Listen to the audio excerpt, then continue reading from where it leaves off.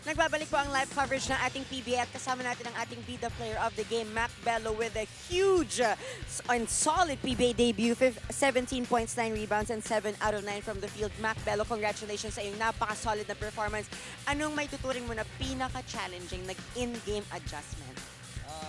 Of course, yung game situation mindset. So, kailangan mas detalye pa yung pagiging matalino pagdating sa game kasi yung mga kalaban dito is sobrang mama na. So, malalaki sila. So, kailangan mo gamitin yung mga strength mo. Mac, looking at your performance kanina, ano pa yung sa tingin mong kailangan mong ma-focus or ma-improve pa?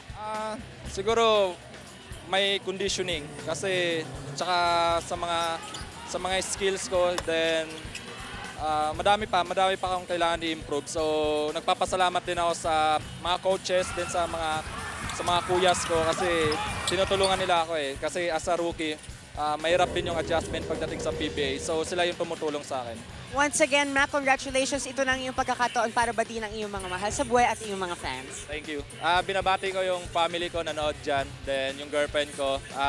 Sa lahat ng sumusuporta sa Blackwater, sa mga boss ko, sa Blackwater Management, nagpapasalamat ako din sa family ng mga teammates ko.